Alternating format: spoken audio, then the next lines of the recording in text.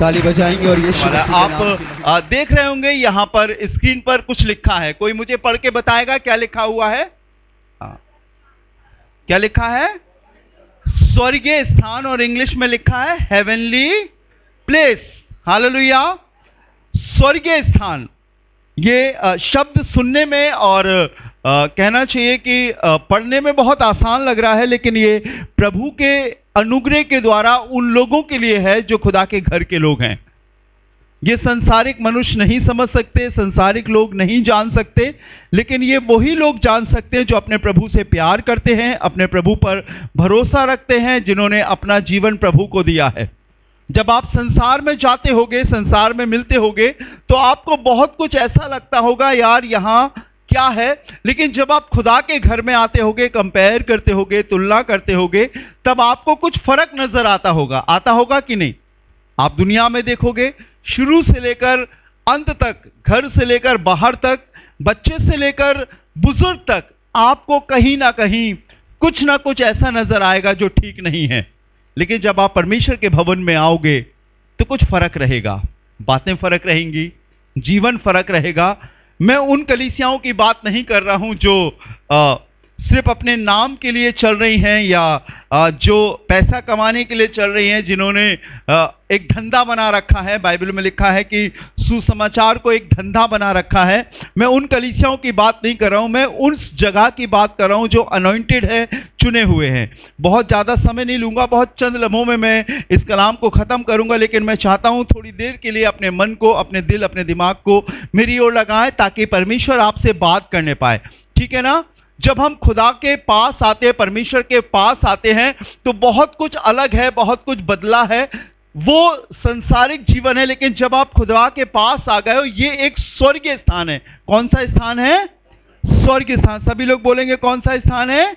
स्वर्गीय स्थान। एक ऐसा स्थान जहां पर परमेश्वर रहता है। आपने बाइबल में पढ़ा है, जहां 2 या 3, हालेलुया, किसके नाम से? यीशु मसीह के नाम से इकट्ठे होते हैं, उनके बीच में यीशु मसीह क्या होता है? हाजिर होता है। समझ गए ना? ये वो जगह है जहां पर हम परमेश्वर के विषय में सीख सकते हैं। ये वो विषय है जहां पर आकर हम परमेश्वर को अपने जीवन में सही तरीके से जान सकते हैं, हम भेद कर सकते हैं, हम एक तुलना कर सकते हैं कि संसारिक देवी देवता या संसार में जो हमें भगवान स्वरूप या भगवान जैसे दिखे मिले, लेकिन जब हम खुदा के घर में आ गए तो हमारे जीवन में कुछ अलग है, हमारे जीवन में कुछ बदलाव है। हालेलुया। और जिस स्थान में हम आ गए हैं, यह स्थान कौन सा स्थान है? स्वर्गीय स्थान। और स्वर्गीय स्थान में जब हम आ गए हैं तो यहां पाप नहीं होता, यहां झूठ नहीं होता, यहां किसी भी प्रकार की चालबाजी, किसी भी प्रकार का कपट, किसी भी प्रकार का दिखावा नहीं होता। यहां क्या होता है? सिर्फ एक ही चीज होती है, वो है परमेश्वर का वचन, परमेश्वर का वचन बाइबल, और उसके वचन की अहमियत। हालेलुया। यहां पर किसको इज्जत दी जाती है? दुनिया बनाने वाले, कायनात बनाने वाले, कायनात की संरचना करने वाले खुदावंद यीशु मसीह की महिमा की जाती है। यहां किसी व्यक्ति विशेष को नहीं बढ़ाया जाता, याद रखिएगा, नहीं बढ़ाया जाता। यहां पर किसे बढ़ाया जाता है? यीशु मसीह को। क्योंकि इस जीवन के बाद जो हम यहां सीख रहे हैं, जो यहां पर हमें जताया जा रहा है, जो कुछ हमें बताया जा रहा है, सेम वही परमेश्वर के स्वर्ग में है। जब हम शरीर को छोड़ेंगे, चाहे मृत्यु उपरांत या यीशु मसीह आएगा हमें लेने, हमने उसके वचन के अनुसार अपने आप को तैयार किया, तो यही स्वर्ग में होगा। क्या नहीं होगा? अंधेरा नहीं होगा, भूख नहीं होगी, पाप नहीं होगा, किसी भी प्रकार की संसारिक अभिलाषाएं, अंधेरा नहीं होगा। वो जिसके लिए मनुष्य कोशिश करता है, वहां सब मुफ्त में होगा। Praise the Lord. और परमेश्वर ने हमें यहां पर जमीन पर उस स्थान की तैयारी के लिए, दुनिया के अंत की तैयारी के लिए अपने घर में लेकर आया है। सिर्फ चंगाई के लिए नहीं लाया है, सिर्फ आपको कुछ पल की खुशी देने के लिए नहीं लाया है, लेकिन आपको तैयार करने के लिए लाया है। ये मेरा बेटा है, ये मेरी बेटी है, ये मेरा जन है, मैं इसे दुनिया में नहीं छोड़ूंगा।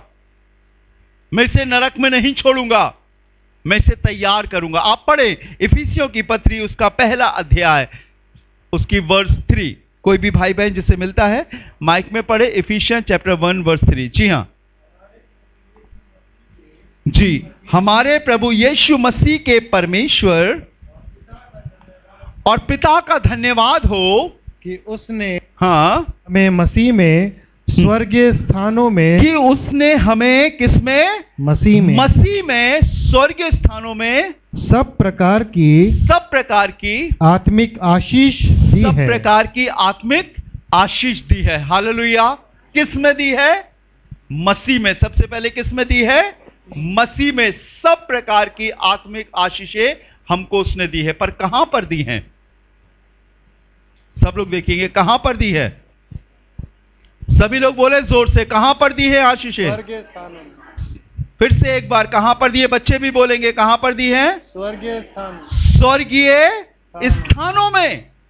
जब हम प्रभु के पास आते हैं तो वो सारी आशीषें हमें मिलती है। आप बाहर जाओ, आप दूसरे की चीज को देखोगे, आपके मन में लालच आएगी, आपके मन में अभिलाषा आएगी, मेरे पास भी ये चीज होना चाहिए, मेरे पास भी ये चीज होना चाहिए, मेरे पास भी ये चीजें होना चाहिए, मेरे पास भी ये चीज होना चाहिए। चाहे किसी तरीके से मेरे पास ये चीजें होना चाहिए। लेकिन जब आप प्रभु के पास आओगे, स्वर्ग स्थान में आओगे, अपना जीवन वचन के अनुसार बनाओगे, तो मालूम वो क्या देगा आपको? सबसे पहले सेटिस्फैक्शन, संतोष, आत्म तृप्ति वो आपको देगा। और आप मालूम वहां तो बाहर जाकर खोजोगे ये चीज मुझे कैसे मिल जाए, मुझे कैसे मिल जाए, मुझे कैसे मिल जाए। लेकिन जब आप खुदा के घर में आओगे तो आप कहोगे मेरा खुदा जानता है कि मुझे इस चीज की आवश्यकता है या नहीं। और जब वो जानेगा कि मुझे इस चीज की आवश्यकता है तो वो नियत समय पर मुझे देगा। हालेलुया। स्वर्गीय स्थान, परमेश्वर के पवित्र स्थान की सोच अलग होती है। परमेश्वर के स्वर्गीय स्थान का जीवन अलग होता है। अगर आज हम दोहरा जीवन जी रहे हैं, वो चीजें अपने दिमाग में रखकर कि वो चीज हमें जो बाहर चाहिए खुदा के घर में भी चाहिए, नहीं। क्या आपको याद है मत्ती रची सुसमाचार उसका 6वां अध्याय और उसका 33वां पद? किसी को याद है? Matthew chapter 6 verse 33। इसलिए पहले तुम परमेश्वर के राज्य और उसके धर्म की खोज करो, धार्मिकता की खोज करो, तो ये सब वस्तुएं भी तुम्हें मिल जाएंगी। क्या होगा? ये सब वस्तुएं तुम्हें मिल जाएंगी। Hallelujah, hallelujah. लगा दो बेटा। ये सब वस्तुएं तुम्हें क्या होंगी? मिल जाएंगी। पर कहां पर मिलेंगी? कहां पर मिलेंगी? उसके पवित्र स्थानों में। हालेलुया। सारी अभिलाषाएं जो संसार में है खुदा के घर में आने के बाद खत्म हो जाती है।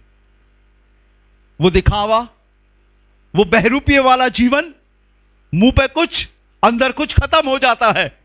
एक जीवन हो जाता है और यह जीवन खुदा के घर में मिलता है, बाहर नहीं मिलता है। यह परमेश्वर के भवन में मिलता है, परमेश्वर के पास मिलता है।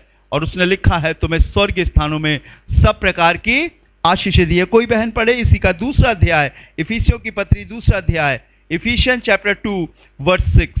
हैप्शिबा लगाएंगी? Ephesians chapter 2 verse 6। और मसीह यीशु में उसके साथ उठाया और स्वर्ग स्थानों में उसके साथ क्या किया? बैठाया। किसके साथ उठाया? सभी लोग वचन पर ध्यान दें। और सामने स्क्रीन पर आज चल रही है, आप लोग नोट कर लीजिएगा, पर ध्यान दीजिएगा। मुझे जवाब चाहिए।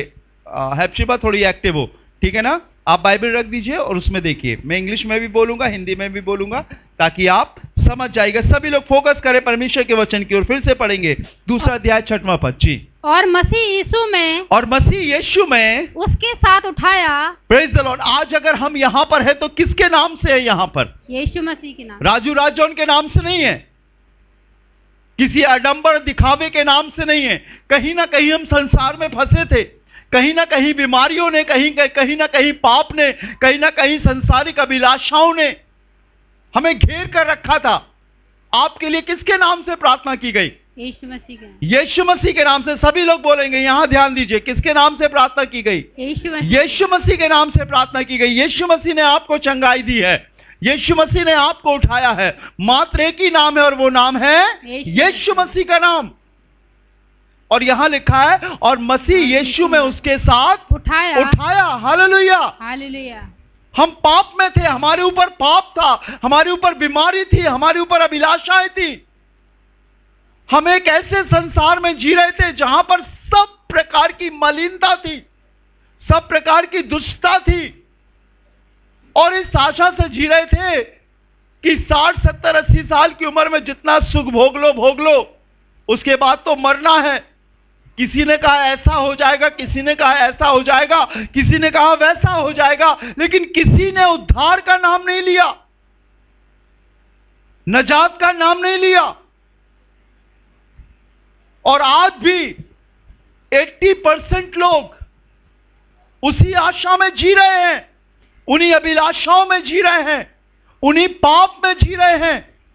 जो बातें आप बोलते हो संसार के लोग नहीं बोलते, आप बोल के देखिएगा उनसे, वो टाल देंगे आपकी बात। आप जब आशा, हिम्मत, भरोसे की बात करोगे तो कहेंगे बहुत देखे, मसीह यीशु में उसके साथ उठाया। जब आप स्वर्ग स्थानों में आते हो तो आपकी भाषा बदलती है, आपका जीवन बदलता है, आपका चाल चलन बदलता है। आप एक आम इंसान से उठकर एक उस स्थान में आते हो जो परमेश्वर ने आपके लिए तैयार किया है। Hallelujah, hallelujah. उठाया, ये उठाया शब्द बहुत बड़ा है। आप जाओ बाहर, मैं बार बार बोलता हूं, अपने पड़ोसी से मिलना, अपने रिश्तेदार से मिलना, अपने उस बेटे, अपने उस बहन से, उस भाई से मिलना जो खुदा से दूर है। वो आपसे सबसे पहले एक ही बात करेगा, क्या करते हो? बड़े दुबले लग रहे हो, क्या बीमार थे?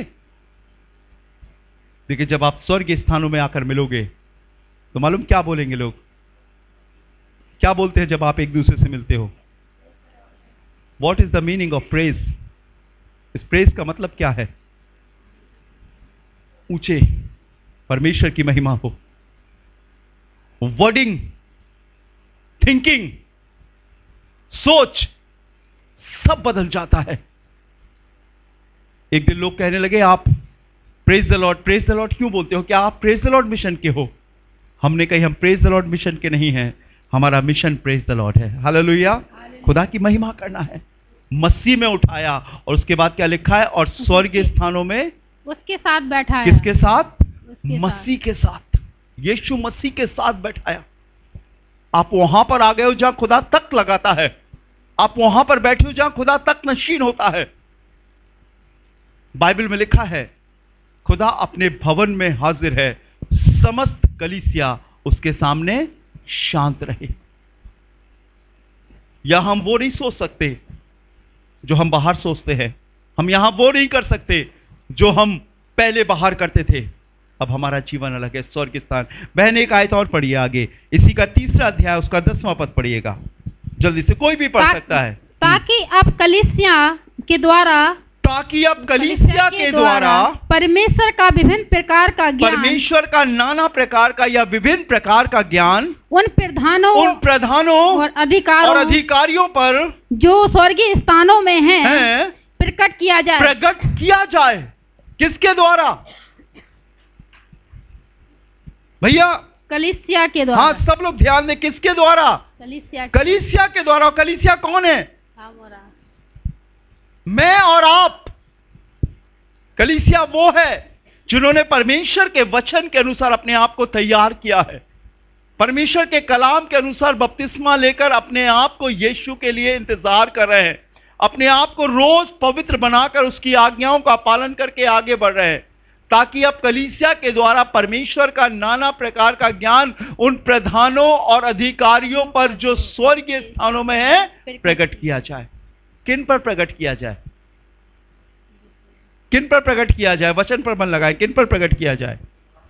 प्रधानों, अधिकारियों पर। आपको मालूम है जब हम खुदा की आराधना करते हैं स्वर्गीय स्थानों में भी शैतान आता है। उस जगह पर जहां खुदा की हुजूरी होती है, शैतान आता है। और कई बार हमें नहीं मालूम होता है। मैं आपको एक ऐसी कलीसिया से मिलवाने जा रहा हूं।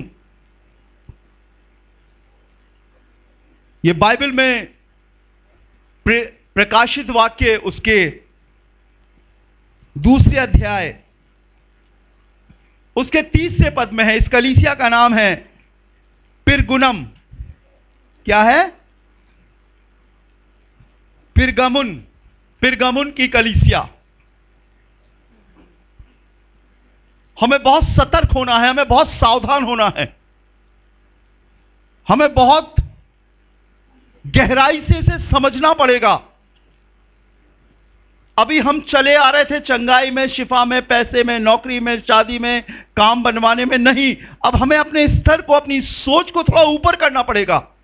हमें थोड़ी गंभीरता से परमेश्वर के वचन को लेना पड़ेगा। सिर्फ चंगाई के लिए वो नहीं है, संसारिक आशीषों के लिए नहीं है। अभी जयवंत भैया ने पढ़ा, कौन सी आशीषों के लिए है? आत्मिक आशीषों के लिए है। संसारिक जरूरत तो वो बहुत आसानी से पूरा करता है, लेकिन जिसके लिए उसने मेरे और आपको यहां लेकर आया है वो है आत्मिक आशीषें। इस उम्र के बाद भी एक उम्र है, उसके लिए आपको तैयार करने के लिए वो अपने घर में लेकर आया है। ये बहुत अच्छी कलीसिया है और मैं चाहता हूं आप पढ़ें इसका 2 अध्याय उसके 13वें पद को। जी, रेवलेशन चैप्टर 2 वर्स 13। बहन और ऊपर से पढ़ दीजिए थोड़ा सा, 12वें पद से।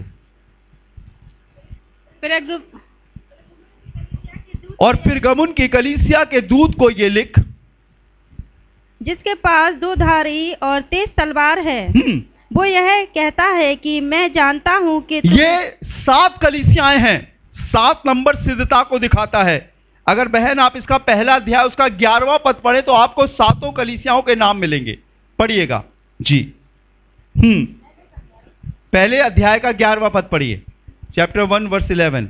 जो कुछ तू देखता है, कि जो कुछ तू देखता है उसे पुस्तक में लिखकर 7 कलीसियाओं के पास भेज दे। 7 कलीसियाओं के पास भेज दे, अर्थात इफिसुस और स्मुरना और पिरगमुन और थुआतीरा और सरदीस और फिलदिल्फिया और लौदीकिया में। अब पढ़िए आप, ये कौन सी कलीसिया है? तीसरी कलीसिया है, ठीक है ना। इसका 2 अध्याय 13वां पद पढ़े, देखिए क्या लिखा है। 2 चैप्टर वर्स 13। हाँ, और मैं यह जानता हूँ कि तू वहाँ रहता है जहाँ शैतान का सिंहासन है। हाँ, 12वां पद को पढ़िए, देखिए 12वें पद को, आपको और क्लियर हो जाएगा। पिरगमुन की कलीसिया के दूत को ये लिख, जिसके पास 2 धारी और चोखी तलवार है, तेज तलवार है। वो ये कहता है कि मैं जानता हूँ, हाँ, कि तू वहाँ रहता है, जहाँ शैतान का सिंहासन है, तू मेरे नाम पर स्थिर रहता है। कहाँ पर है ये शैतान का सिंहासन? हेलो, कहाँ पर है? ये कलीसिया के अंदर की बात हो रही है। आपको मालूम है, एली महायाजक के 2 बेटे थे, होपनी और पिनास। और परमेश्वर के वचन में लिखा है कि वो बलिदान चढ़ाने वाली स्त्रियों के संकुकर्म किया करते थे, पाप किया करते थे, लालच और तमाम प्रकार की अभिलाषाओं से भरे थे। और मालूम है आपको, उसी भवन में प्रभु का एक छोटा दास, एक बेटा सैमुएल भी रहा करता था, ठीक है। और परमेश्वर किससे बातें करता था? बोलिए, किससे बातें करता था? सैमुएल से। मेरी आवाज आ रही है आपके पास? आ रही ना? तो जवाब दीजिए, किससे बातें करता था? सैमुएल से। वहीं पर होपनी और पिनास, एक महायाजक के बेटे जिनके दिमाग से शैतान बात करता था, और वहीं पर सैमुएल, जिससे कौन बात करता था? परमेश्वर। याद रखिए, जब हम खुदा की इबादत करते हैं तो 2 सिंहासन लगते हैं। अभी मैं स्पुर्ना की कलीसिया के विषय में बता रहा हूं आपको। सुन रहे हैं ना? पढ़िएगा 13 वर्ष। मैं ये तो जानता हूं कि तू वहां रहता है जहां शैतान का सिंहासन है, तू मेरे नाम पर स्थिर रहता है, तू मेरे नाम पर स्थिर रहता है, और मुझ पर विश्वास करने से उन दिनों में भी पीछे नहीं हटा, जिनमें मेरा विश्वास है उस साक्षी, जिसमें मेरा विश्वास योग्य साक्षी अंतिपास तुम्हारे पास उस स्थान पर घात किया गया जहाँ शैतान रहता है। समझ रहे ना? उस स्थान में जहां पर खुदा लेकर आपको आया है, शैतान भी आता है। और याद दिलाऊं आपको, स्वर्गीय स्थानों में हमें कितना सतर्क और सावधान रहना है। जब परमेश्वर ने सारी दुनिया बनाई, सारी कायनात बनाई, सब कुछ बड़ा खूबसूरत बनाया, छठवें दिन इंसान को बनाया और उन्हें अधिकार दिया। लेकिन क्या आप जानते हो, उत्पत्ति उसका 3रा अध्याय, उसका पहला पद पढ़िए। जेनेसिस चैप्टर 3 वर्स 1, सभी निकालिएंगे। जेनेसिस चैप्टर 3 वर्स 1, उत्पत्ति पहला अध्याय, और मैं चाहता हूं पहले पद से पढ़े। हाँ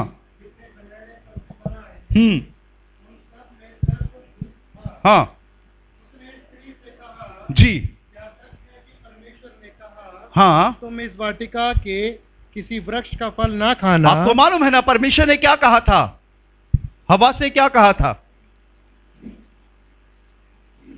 क्या कहा था? आदम से क्या कहा था? सब फल खाने मना किया था क्या? नहीं। कितने मना किए थे? एक की 2? एक। कौन से पेड़ के फल को मना किया था? भले और बुरे के ज्ञान के वृक्ष के फल को खाने के लिए मना किया था। और शैतान क्या बोल रहा है? सुनिएगा सभी लोग। और यहोवा परमेश्वर ने जितने बनेले पशु बनाए थे, उन सबों में सांप धूर्त था, और उसने स्त्री से कहा, क्या सच है कि परमेश्वर ने कहा कि तुम इस वाटिका के किसी वृक्ष के फल को ना खाना? मालूम है आपको, उसे मालूम है, लेकिन तब भी वो घुमाकर बातें कर रहा है। कैसे आ गया? और आगे पढ़िए, एक आयत, दूसरी आयत पढ़िए। स्त्री ने सर्प से कहा, अब ये आ गया, कितने पास आ गया है कि औरत इसकी आवाज को सुन रही है और जवाब दे रही है। समझ रहे हो ना आप? ये कौन सा स्थान है?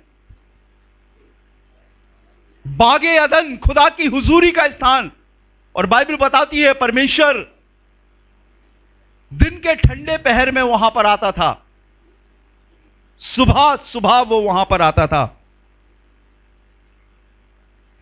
वहां पर संगति रखता था। पहला अध्याय उसका 5वां पद पढ़िए, जेनेसिस चैप्टर 1 वर्स 5।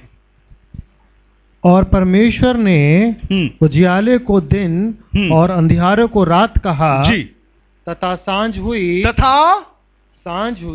सांझ, जोर से बोलिए, क्या हुई? सांझ। और फिर पहले क्या होता है?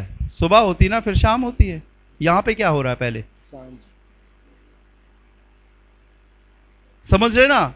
आपके लिए अंधेरा हो सकता, परमेश्वर के लिए अंधेरा नहीं है। आपके लिए रोशनी में देख सकते हो, लेकिन वो अंधेरे में भी देख सकता। पहले क्या हुआ जयवंत भैया? सांझ। फिर क्या हुआ? भोर हुआ। इस प्रकार पहला दिन हुआ। ठंडे पहर में आता था। उस पवित्र स्थान में जहां खुदा आता था, शैतान भी आता है। जो बात मैं आपको बता रहा हूं, आप सिर्फ ये सोचकर सुरक्षित नहीं हो कि मैं खुदा का बेटा हूं, खुदा की संतान हूं। अगर आप खुदा के बेटे और खुदा की संतान हैं, आप सबसे बड़ी परीक्षा में पढ़ने वाले हो। सबसे अधिक आपको परीक्षा देनी पड़ेगी। सबसे ज्यादा शैतान आप पर नजर बनाकर रखेगा और बार बार आपको पाप में गिराने की कोशिश करेगा।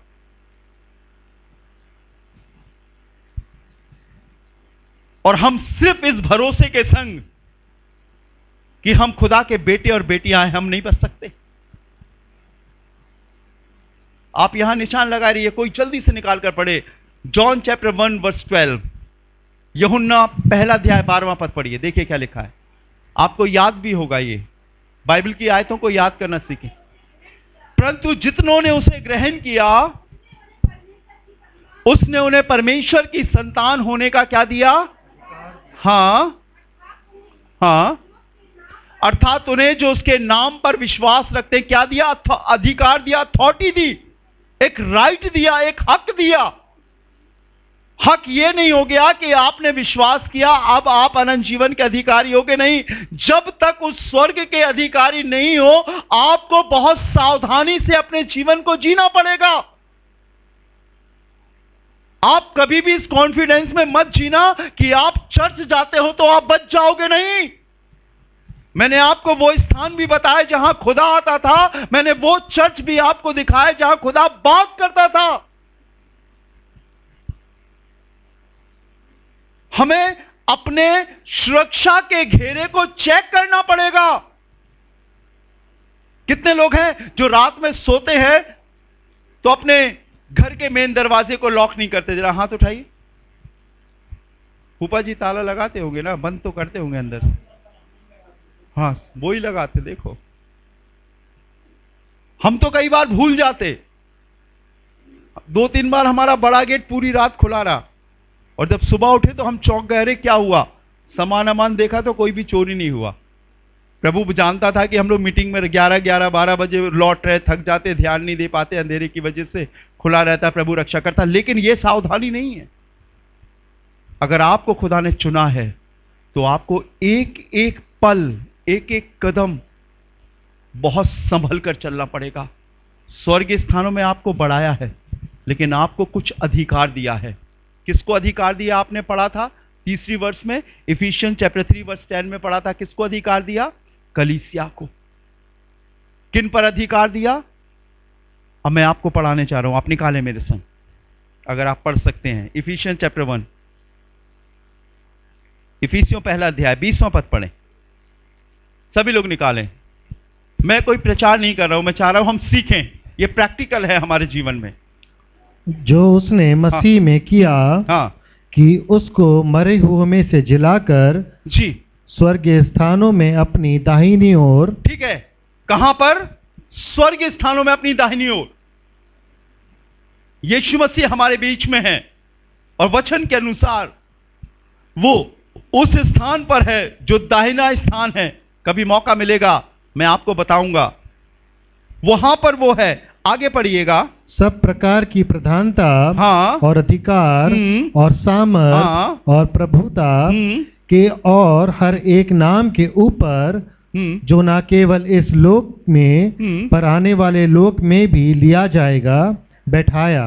ये सब कुछ पहले से था लेकिन सिर्फ कलीसिया की आंखें खुले, उन लोगों की जो परमेश्वर के लोग हैं। आप जो यहां पर है, हम समझे ये हमारे लिए लिखा गया है। सब प्रकार की प्रधानता और अधिकार और सामर्थ और प्रभुता के और हर एक नाम के ऊपर जो केवल इस लोक में और आने वाले लोक में भी लिया जाएगा, बैठाया। किस नाम को बैठाया? जोर से बोलिएगा। यीशु मसीह के नाम को बैठाएगा। आगे पढ़िएगा। और सब कुछ उसके पांव तले कर दिया। किसके पांव तले कर दिया? बोलिए जोर से, किसके नाम? यीशु मसीह के। प्राची बोलिए किसके? मनु बोलिए किसके पांव तले कर दिया? यीशु मसीह के। Praise the Lord. समझ रहे ना? आगे। और उसे सब वस्तुओं पर शिरोमणि ठहराकर कलीसिया को दे दिया। किसको दे दिया? हमें दे दिया।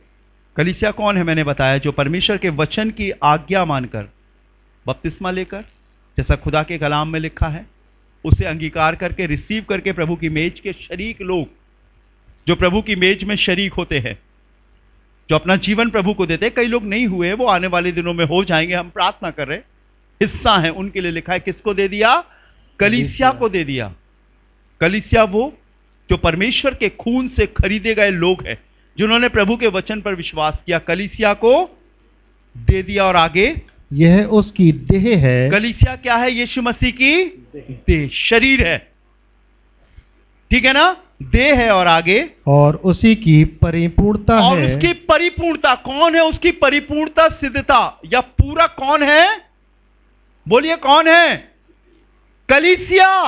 कौन है? कलीसिया। जोर से बोलिए, कौन है? कलीसिया। कलीसिया। समझ रहे हो ना आप? एक देह किससे चलती है? मस्तिष्क से, कॉन्शियंस से, हमारे भेजे से, समझ रहे हैं ना, और सिर से।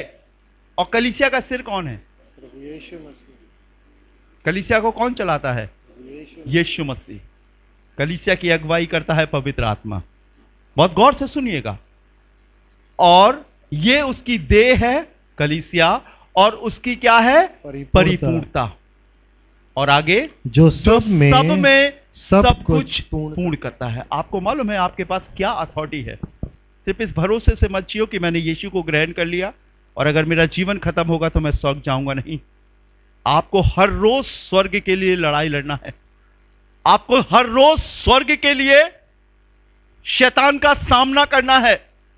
बाइबल में लिखा है, यदि कोई मेरे पीछे आना चाहे तो रोजाना अपना सलीब उठाए, और एक लिखा अपने आपे का इनकार करे और मेरे पीछे हो ले।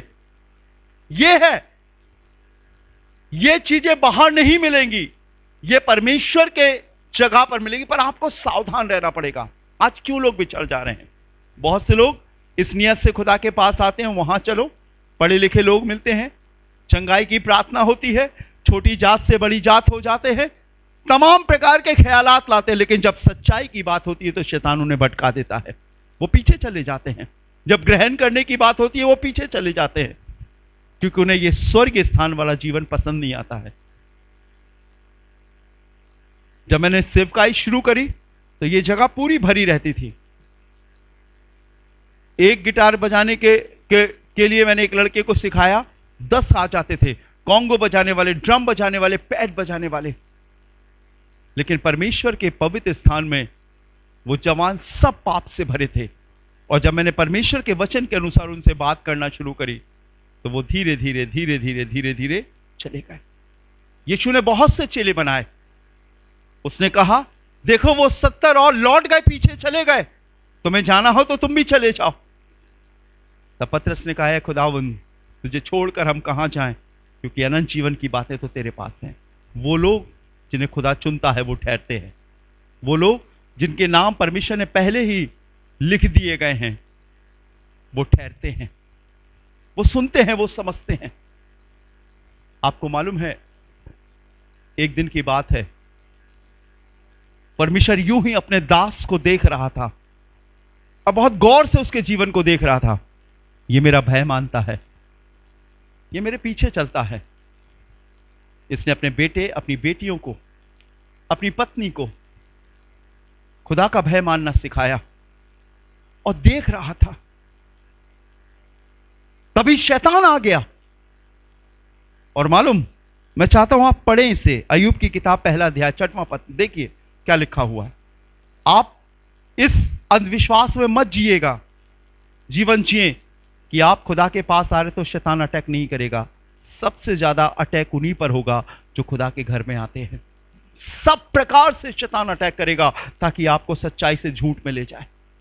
पढ़िएगा बहन, पहला अध्याय अय्यूब उसका 6वां पद, जॉब चैप्टर 1 वर्स 6। एक दिन यहोवा परमेश्वर के पुत्र उसके सामने उपस्थित हुए जी, और उनके बीच शैतान भी आया। क्या बोल रही हो, क्या बोल रहे हो भैया? शैतान भी उनके बीच में आ गया, वहां जहां खुदा के लोग हैं। आगे पढ़िए। और यहोवा ने शैतान से पूछा, हाँ, तू कहां से आता है? कहां से आता है? शैतान से पूछा, तू कहां से आता है? शैतान ने यहोवा को उत्तर दिया, हाँ, पृथ्वी पर इधर उधर घूमते फिरते डोलते डालते आया हूं। पता नहीं किसके पास गया था। पत्नी तो दुआ कर रही है, शैतान पति के पास आ गया। पति दुआ कर रहा है, शैतान पत्नी के पास आ गया, बच्चे के पास आ गया। कुछ ऐसा माहौल बना दिया घर का कि लड़ाई झगड़ा, चिंता, डर, वो घूमता रहता है, वो घूमता रहता है। जब हम प्रभु की पवित्र संगति में आएंगे और परमेश्वर के वचन को सुनेंगे, समझेंगे, तब हमारी आंख खुलेगी, तब हम जान पाएंगे कि ये किसकी ओर से है, ये परमेश्वर की ओर से या शैतान की ओर से। हालेलुया। भाई इसका 8वां पद भी पढ़ दीजिए। यहोवा ने शैतान से पूछा, यहोवा ने शैतान से फिर पूछा, क्या तूने मेरे दास अय्यूब पर ध्यान दिया है? क्या तूने मेरे दास अय्यूब पर ध्यान दिया है? क्योंकि हाँ। उसके तुल्य खरा हाँ। और सीधा हाँ। और मेरा भय मानने वाला हाँ। और बुराई से दूर रहने वाला हाँ। मनुष्य और कोई नहीं कहने है। लगा वो खुदा अपने दास अय्यूब के लिए कहने लगा, उस शख्स के लिए कहने लगा, इसके समान कोई नहीं है। तब मालूम शैतान क्या कहता है, सुनिएगा अगली आयत। शैतान ने यहोवा को उत्तर दिया, जी, क्या अय्यूब परमेश्वर का भय क्या अय्यूब परमेश्वर का भय बिना लाभ के बिना लाभ के मानता? है? उसने कहा तूने कुछ दिया है ना, तभी तो वो तेरा भय मान रहा है। और हम भी जब पहली बार प्रभु के पास आए हैं, चंगाई के लिए आए हैं, वचन के लिए आए हैं, उद्धार के लिए आए हैं, या किसी ना किसी संसारिक चीज के लिए आए हैं। और धीरे धीरे जब हम चलते रहे, हां आए हम संसारिक आशीषों के लिए आए थे, लेकिन अब हम आत्मिक रूप से उससे जुड़ गए हैं। और शैतान यही कह रहा है, कोई ना कोई लाभ तू देता होगा उसको, तभी वो तेरा भय मान रहा है।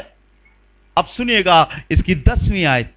क्या तूने, अब मेन आयत, क्या तूने उसकी हाँ और उसके घर की और जो कुछ उसका है उसके चारों ओर बाड़ा नहीं बांधा? क्या आपके चारों ओर कोई बाड़ा है? आपने अपने घर की तो बाउंड्री करा ली, अपने घर में तो दरवाजे बना लिए, बाजार से जाकर हैरिसन का ताला भी खरीद लाए, एक जमीन में, एक कुंडी में और एक ऊपर भी लगाते हो। पर क्या आपको मालूम है आपने अपनी जिंदगी, आपके मन के चारों ओर बाड़ा बांधा है? तूने बाड़ा बांधा है। आगे, तूने तो उसके काम पर आशीष दी है। और आपको मालूम है, जैसे आप अपने घर की रखवाली करते हो, जरूरत है कि हम अपने जीवन की, अपने आत्मिक शरीर की, अपने संसारिक शरीर की भी रखवाली करें। बहुत कुछ है जो आत्मा नहीं चाहती, लेकिन बहुत कुछ है जो शरीर मांगता है। और आपको मालूम है उस समय खुदा ने बाड़ा बांधा था, लेकिन अब बाड़ा आपको बांधना पड़ेगा। मालूम है आपको, अब आपको बोलना पड़ेगा, मैं यीशु का बेटा हूं, मैं यीशु की बेटी हूं, मैं यीशु की संतान हूं, मैं यीशु का जन हूं। कैसे बांधना पड़ेगा बता दूं आपको? एक आयत और पढ़िए जल्दी से, आखिरी होगी। मत्ती रचित सुसमाचार 18वां अध्याय 18वां और 19वां पद पढ़े। Matthew chapter 18 verse 18 and 19। जी पढ़िएगा, मत्ती 18वां अध्याय 18-19। यीशु कहते हैं, मैं तुमसे सच सच कहता हूं, जो कुछ तुम पृथ्वी पर बांधोगे वो स्वर्ग में बंधेगा, और जो कुछ तुम पृथ्वी पर खोलोगे वो स्वर्ग में खुलेगा। कौन के लिए बोल रहा है? जो उसकी कलीसियां हैं, जो उसके चेले हैं, जो उसके लोग हैं, जो उसके विश्वासी गण हैं। आगे पढ़िएगा बहन। फिर मैं तुमसे कहता हूँ, हाँ, यदि तुम में से दो जन पृथ्वी पर किसी बात के लिए एक मन होकर, जिसे वे मांगे, एक मन होकर उसे मांगे, हाँ, तो वह मेरे पिता की ओर से जो स्वर्ग में है उसके लिए हो जाएगी। यह भी आपको करना है। बहुत ध्यान रखते हो आप अपने संतानों का, बहुत ध्यान रखते हो आप अपने एक दूसरे का। संसारिक रीत से तुमने पानी पी लिया, तुमने खाना खा लिया, रात में उठते हैं, अगर कोई उघाड़ा है तो उसे उड़ा देते हैं। लेकिन बहुत जरूरी है कि अपने आप को और अपने परिवार को खुदा के बाड़े में बांधना, खुदा के लहू में बांधना। और जहां पर चूक हो जाती है वहां पर शैतान अटैक करता है। कितने लोगों को गंदे गंदे सपने आते? जरा हाथ उठाइए। डरावने सपने आते हैं। Praise the Lord. और भी लोग हैं जिन्हें सपने आते हैं। मालूम क्यों आते हैं ये? क्योंकि हमने अपने मन पर, अपनी इच्छाओं पर यीशु के बाड़े को नहीं बांधा है। हमें करना पड़ेगा। यह अधिकार कलीसिया को दिया है। अगर आपको तलवार दे दी जाए और आपको तलवार चलाना ही ना आए तो क्या फायदा? आप बाइबल ले लो, आप बाइबल पढ़ो, लेकिन आप बाइबल को समझो ही नहीं तो क्या फायदा? यही तो कर रही है आजकल कलीसियाएं। देखो, जैसा अन्य जाति के यहां होता है वैसी चर्च के लोगों के यहां होता है। जैसे वो परेशान है वैसे वो भी परेशान है। जैसे वो पैसा पैसा अनर्थ रीति से चलते हैं वैसे वो भी चलते हैं। जैसे वो पार्टियां और दारू पीते हैं वैसे वो भी करते हैं, कोई फर्क नहीं। लेकिन आप अलग हो। हालेलुया, आप चुने हुए हो। और आपको यह बात मालूम होना चाहिए कि आपको अपने घर को कैसे बनाना है। हालेलुया, अपने घर की हिफाजत कैसे करनी है, क्योंकि शैतान सबसे ज्यादा आपकी ताक में है। वो चले गए थे, लेकिन शैतान आया और यीशु ने उसे देख लिया। और यीशु ने पतरस और चेलों से कहा, देखो, शैतान ने तुम्हें मुझसे मांग लिया है कि ताकि तुम्हें गेहूं की नाई फटके, लेकिन मैंने पिता से विनती करी है कि तुम्हारा विश्वास जाता ना रहे। हमें हर रोज देखना पड़ेगा, हम स्वर्गीय स्थान के लोग हैं, हमें बहुत कठिन परीक्षा से गुजरना पड़ेगा। हमें हर रोज अपने क्रूस को उठाना पड़ेगा। हमें हर रोज देखना पड़ेगा, मैं कहां हूं, मैं यहां हूं या मैं और नीचे आ गया हूं। अपने मन, अपनी भावनाओं को, अपनी इच्छाओं को चेक करना पड़ेगा। अपने कार्यों को देखना पड़ेगा। जब मैं रात में सोने जाता हूं तो मैं सोचता हूं, प्रभु मुझसे कोई गलती तो नहीं हो गई, मुझसे कोई चूक तो नहीं हो गई, मुझे माफ कर। कोशिश करता हूं वो बातें वहीं छोड़ दूं, और जब सुबह उठूं तो फिर एक नई आशा के संग उठूं। देखना पड़ेगा। सबसे ज्यादा परमेश्वर के विश्वासी जन परखे जाते हैं। आपके पास अधिकार है, 2 लोग मिलकर प्रार्थना करें। आप अकेले भी प्रार्थना करेंगे, खुदा तब भी सुनेगा। और जो आप यहां बांधोगे ना, वो स्वर्ग में बंधेगा। और जो स्वर्ग से हुक्म होगा वो जमीन के लिए होगा, आपके घर के लिए होगा, आपके जीवन के लिए होगा। शैतान ने कहा, तूने बड़ा बांध दिया है, तूने उसके कामों को आशीषित किया है। जो काम आप कर रहे हो ना, जिस पैसे के लिए आप मेहनत करते हो, नौकरी करते हो, प्रभु से आशीषित करेगा। कर्जा आपके ऊपर से जाएगा, आपका पैसा बीमारियों में खर्च नहीं होगा। आप पनपोगे, आप उन्नति करोगे जब आप परमेश्वर के भवन में परमेश्वर के वचन के अनुसार अपने जीवन को जियोगे। ये मत देखो वो नहीं आ रहा, वो नहीं आ रहा, वो ये नहीं कर रहा, वो ऐसा नहीं कर रहा, मत देखो। अब सिर्फ समय इतना सा बचा है कि हम अपने आप को देखें। अब मत देखो दूसरे को, अब सिर्फ अपने आप को देखो कि मैं कैसा हूं, मेरा जीवन कैसा है। मैं स्वर्ग किसी को नहीं ले जा सकता, लेकिन यीशु मसीह ले जा सकता है। आप अपने आप को तैयार करो, स्वर्गीय स्थान का जीवन जियो। और बाइबल में लिखा है, परमेश्वर ने हमें स्वर्गीय स्थान में सब प्रकार की आशीषें दी हैं। सब प्रकार की आशीषें दी है, बाहर वाली आशीषें नहीं।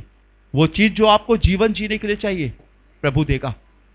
आप किसी की चीज को देखकर लालच मत करो, किसी की चीज को देखकर ये मत करो कि मैं भी ऐसा करूंगा, मेरे पास भी ऐसा होना चाहिए। नहीं, परमेश्वर ने आपको अलग बनाया। मसीही जीवन एक सादगी का जीवन होता है, एक फैशनेबल जीवन नहीं होता है, एक संसारिक दिखावटी का जीवन नहीं होता है, एक सादा और भला जीवन होता है।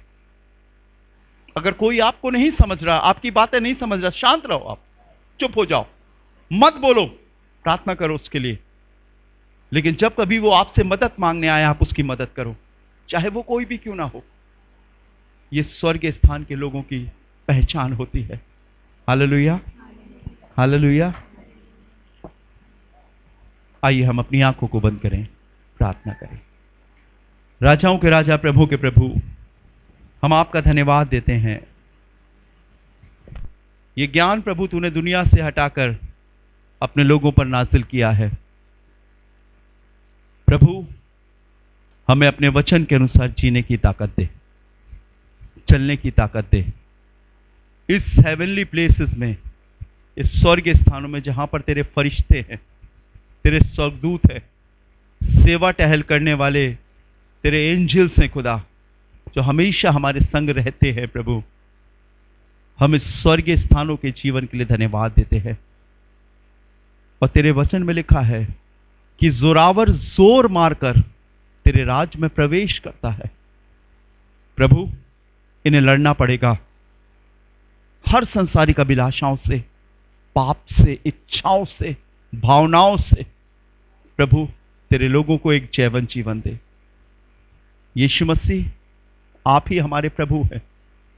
प्रभु, ये आवाज जिन कानों में जा रही है, प्रभु इन्हें अपने में एक जयवंत जीवन दे, एक विजयी जीवन दे। प्रभु इनकी औलादों को, इनके परिवारों को, प्रभु इनके घर के, इनके छत के नीचे रहने वाले एक एक शख्स को प्रभु एक विजयी जीवन दे। ये स्वर्ग स्थानों में पवित्रता से रहने वाले हो सके। प्रभु आपके हाथों में सौंपता हूं, बरकत दे, आशीष दे। इनके लिए ये दिन बहुत ही आशीषमय होने पाए। सभी बातों में सारा आदर महिमा आपको देते हैं और यीशु मसीह के नाम से मांगते हैं, आमीन आमीन। Praise the Lord.